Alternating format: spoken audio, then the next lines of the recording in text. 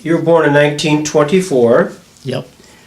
And on, as I mentioned, December 7th, 1941, which a couple people I interviewed yesterday.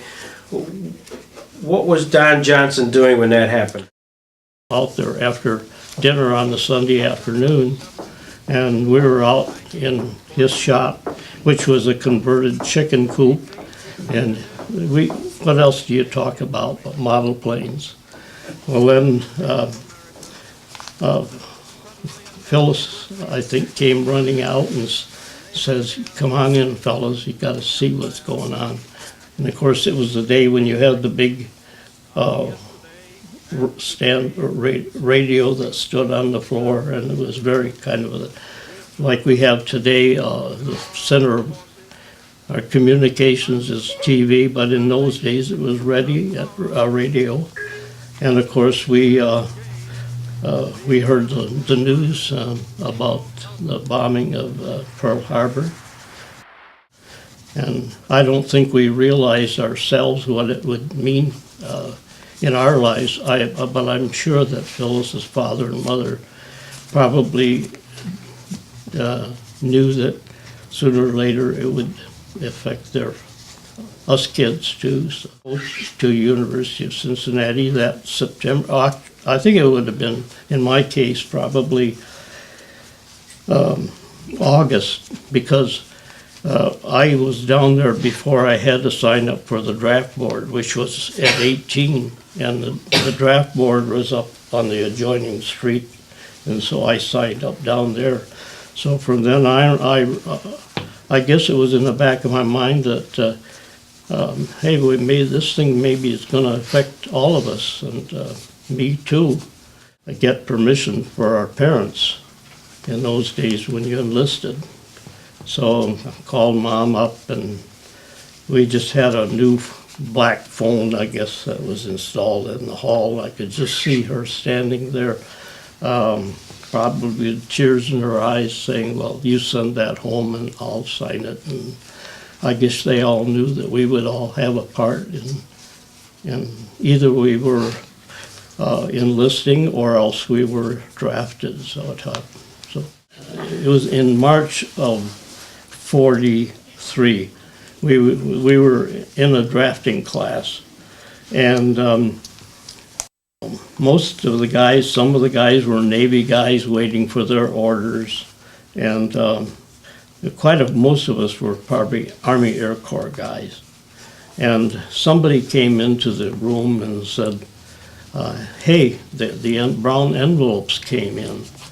Hey, is mine there? Yeah, yours is there. Yours is there. Yours is there." Well, this poor professor's class just evaporated right then. We just packed up our things and took off and that was it. And our orders said that we would go home for 7 days, and so we were at outside of Randolph Field. Well, Randolph Field was the west point of the Air Force, or the Army Air Force in those days. And you're assigned to B-24s. I mean, those are choices at some point either were made for you or you made as to what kind of plane you'd even be part of. Well, of course, you went through the various steps, and each plane was more difficult to fly. And if you got, by the time, when, most of the young fellows, when they got through the first plane, they were so hot. There wasn't much you could tell them about, that they didn't know about aviation.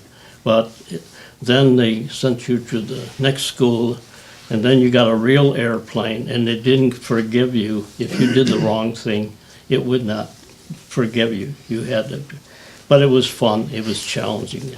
And then, of course, you had to make a choice. Where do I want to go? Do I want to be a fighter pilot? Do I want to be a so-called multi-engine pilot? So it was kind of a self-evaluation process. At the end of my multi-engine experience, we had to make a choice. They gave us an opportunity to express our desire and put down B-24, and I looked at the sheet. This was the day before graduation. I see Don Johnson, B-24, Liberal, Kansas. Did the crew stay with you the whole time, pretty much? Yes, in our case we did, but it didn't always happen that way. Sometimes there was things that would develop, probably character. How would you say? People had conflicts of. Sometimes the pilot says, I can't stand that guy. I can't have him fly with me anymore. And we never had anything like that. It was a strategic bomber, just like the B-17. Yeah. Okay. Mm-hmm. Although the B-17 and their missions probably might fly, were scheduled to fly maybe a couple thousand feet higher than us. There's somehow the difference in the performance and carrying capacity and so on. So we generally flew but we were still 3 to 4 miles up there, and it wasn't that much difference.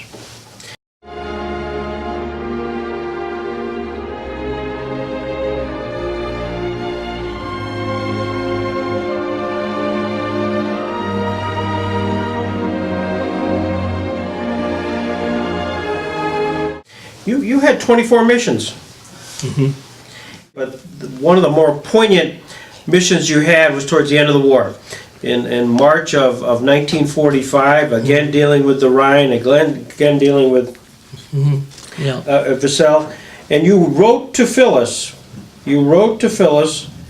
that after the mission, that we were like a scared dog running with its tail between its legs.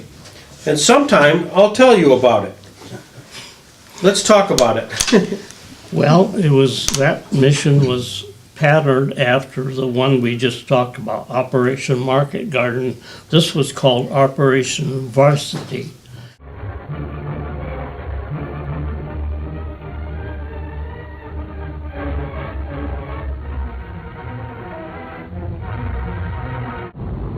Preparations for Operation Varsity are complete by 23rd March.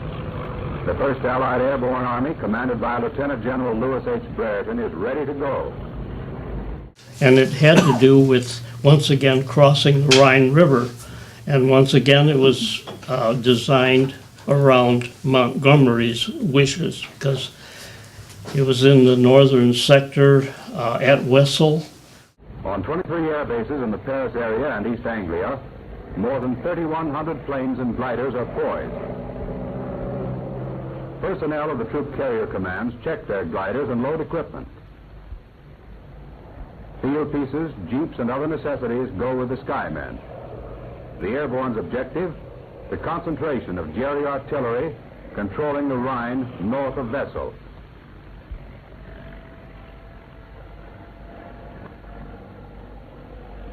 Dawn, 24th March, sets Operation Varsity in motion.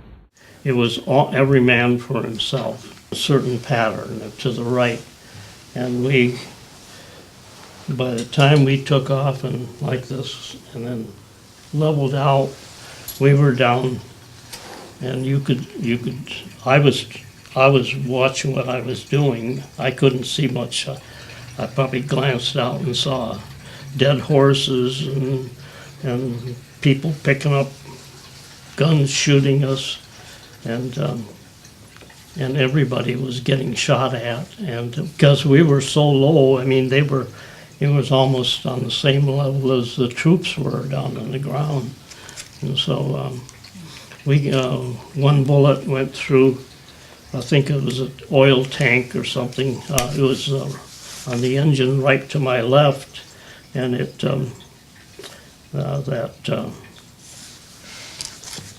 actually it caught on fire because all the oil went down on the supercharger, and it caught on fire. And of course we didn't think too much about it. We had fire extinguisher. You push the button, and as long as it worked, right, you could probably control it. And then you feather the prop, and they were on 3 engines, and you still have to find your way out, because there's we've got to get to the back to the Rhine River and so on. And we had been told about these high tension lines, and we had to get up and over them. But I remember looking up at church steeples. I mean, really looking up. And so it was kind of an exciting trip. And we lost quite a few ships that day. And when they were hit in such a way that they couldn't recover, because we were right at treetop level. And so that was probably the biggest experience I had. As I've seen programs in the latter years, sometimes I was more scared watching the program than I was at the time, because we didn't know that much about things. Well, you've seen death and destruction. You really have. Did that test your faith? Well, I don't like to. I'm always afraid to say. I think I was like everybody else. I had my fears, and I can remember one of the things that had bothered me, what I would feel would be is a big hand had a hold of my guts and so on. And after the bomb run, it was almost like a release of that. And now it was find our way home without fighters intercepting us and so on.